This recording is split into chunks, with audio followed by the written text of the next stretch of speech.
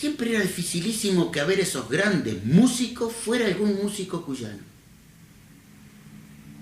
Yo te voy a contar una anécdota, sin darte el nombre, pero que habla de la cuyanidad. Yo fui muy amigo de las luminarias de la guitarra joven de Mercedes, ¿no? Gran parte del conocimiento que hace a lo que va más allá del folclore cuyano, me lo debe a mí. Que va desde disco de folclore, con fusión, a lo mejor del blues, ¿no? Para poder hablar y tocar bien. Siempre venía acá, convocado por todo el mundo para tocar, grandes figuras, lo citan, tocan, lo invitan a tocar. Un gran amigo de acá, me invita a ser parte de una patriada que era traer al Gordo Regunaga a cantar.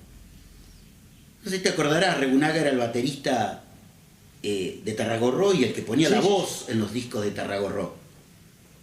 Y Regunaga estaba enfermo, ya enfermo de cáncer. Y le digo, dale, meta, hagámoslo. Y Regunaga viene con uno de los máximos exponentes del bandoneón y del folclore, y él nos había pedido, pero necesito que alguien que me haga primera viola, eso, porque yo acompaño.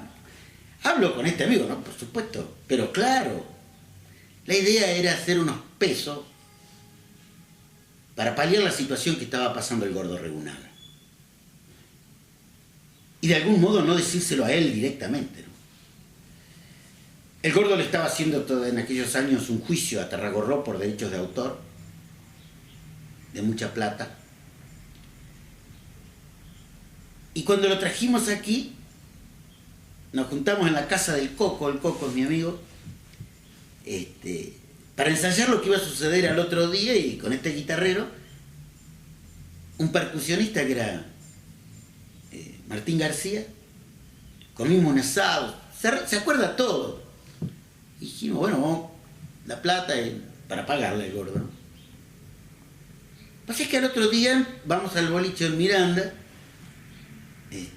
había así como una efervescencia, yo tenía una alegría inmensa porque para mí la voz del Gordo Regunaga fue una de las mejores voces de la canción litoraleña y del folclore en general. Esa noche había saltado que una de las canciones que había hecho era por un compañero que yo había conocido en la cárcel, que fue asesinado en la masacre de Margarita Belén. Montones de cosas nos pasaron que parecía que nos conocíamos toda la vida. A mí siempre me ocurren. Así que había mucha emoción, mucha alegría de poder hacer esto por el Gordo. Y bueno, se da la noche en el boliche en Miranda. El guitarrero no llegó. Y cuando le preguntamos, dice, mirá, la verdad que se estaba hablando de guita, que yo de pagar la Regunaga, y a mí nadie me preguntó cuánto iba a cobrar. Creo que esa fue la última vez que tuve un trato con él, ya ni siquiera afectuoso, apenas formal. Y a partir de ahí traté de evitarlo. Y consideré que era tan buen guitarrero como tan pelotuda persona. No conozco una persona más pelotuda que ese muchachito que toca tan bien la guitarra y con el que todos se regodean y hacen alarde. Sí, puede ser buena persona, pero la bonomía no es necesaria cuando sos artista. Si no hay generosidad, si no hay un sentimiento, ya no digo de altruismo, sino de entrega, desde tu arte, desde tu concepción artística, para mostrar lo que valés, tu condición de artista se va al carajo. Y lo terrible de eso es que terminás transformándote en una anécdota para la jarana y no un hombre reconocido por lo que haces. Es muy penoso. Es terrible, terrible. Realmente penoso. Pato, en un día tan especial como hoy haces la presentación de tu libro, ya lo hiciste en Buenos Aires. Contame un poquito cómo nace todo esto, sí, que bueno, que no debe ser nada sencillo ni fácil estar escribiendo, la verdad que ¿cómo se hace un escritor? Vos sabés que yo escribo desde chico, de verdad. Yo tuve la suerte de tener, como te decía, una mamá analfabeta, pero un papá bastante dictatorial, que tenía en su haber el don del amor por la lectura. Entonces en mi casa había una biblioteca bastante grande. En su afán de dictatorialidad paterna, a mí no me permitió nunca leer historietas. Yo leía historietas a escondidas. Entonces soy uno de los tantos boludos de mi generación que no leyó, no disfrutó la historieta. Hace unos días estuvo Sasturain en la Feria del Libro y fui a verlo y me encantó tanto todo lo que digo, pero a la vez había gente que conocía de la historieta y yo me sentía como un sapo de otro pozo porque nunca pude, salvo determinados puntos claves de la historieta, qué sé yo, como el Eternauta de Oesterheld, que lo leía más por otra historia, por lo político que por la historieta. Mi papá no nos dejaba porque decía que eso era basura. Entonces, de chico yo leía novelas para grandes. Y leía de chicos. Entonces también ensayaba me acuerdo que tenía unos cuadernitos Patria, donde hacía en el lado izquierdo un dibujo y en el lado derecho una lectura para la escuela, de chico. ¿No? Entonces, así es. Entonces, escribir me parece a mí fue como algo natural y luego seguí escribiendo siempre. Pero creo que tomo conciencia de la escritura como algo lógico en mí o como algo de absoluta posibilidad de expresión en mí, viviendo en Mercedes.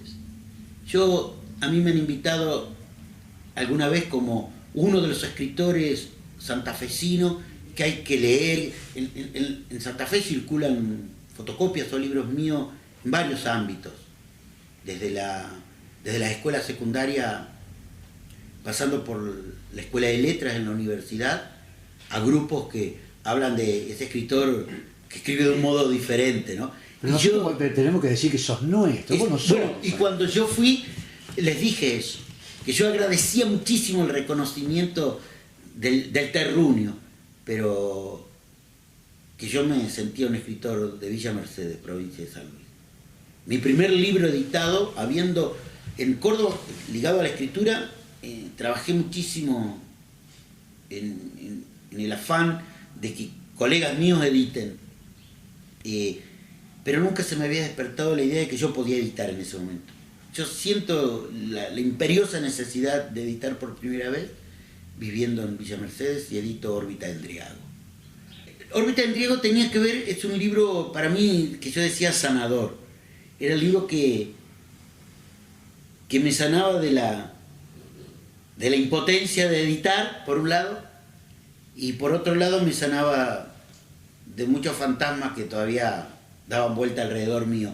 Endriago es un monstruo mitológico que tiene que ver con las raíces tanto griegas como nórdicas, pero muy particularmente nórdicas. Y el Endriago es un monstruo que se conforma de distintas bestialidades, garra de león, no sé, o cabeza de dragón, distintas bestialidades de la mitología, pero que también tiene parte humana. Entonces, el Endriago que nosotros habíamos vivido había sido la dictadura, fue monstruosa pero hecha por humanos. Entonces es un libro que la parte final del libro habla simbólicamente de unos sobrevivientes en una isla, y por eso se llama Órbita de Endriago, ¿no? Y es un libro donde hablo de paisajes de acá, que le dediqué a Kiko Sánchez Vaca, gran pintor y amigo. Y empecé con ese libro. Luego vino El Bessia y otros tópicos, que fue Premio Nacional de Obra Inédita. Después, bueno, vino uno de los libros más queridos, que fue Donde muere la lógica, que fue un libro que fue la mención honorífica de la primera Bienal del Fondo Nacional de las Artes. Es un libro que yo realmente amé la construcción de la escritura de este libro, que es una historia de dos adolescentes nubas, un pueblo que seguramente ha dejado de ser lo que era en Sudán, en África. Después vino Anacrónica, que me edita el negro Aguirre Molina, Ediciones de la Nada de Santa Fe, que era una historia sobre el deseo, por un lado, y por otro lado era como un diario de Gustav Klimt, el pintor, hablando de las mujeres que él pintaba. Y después vinieron otros libros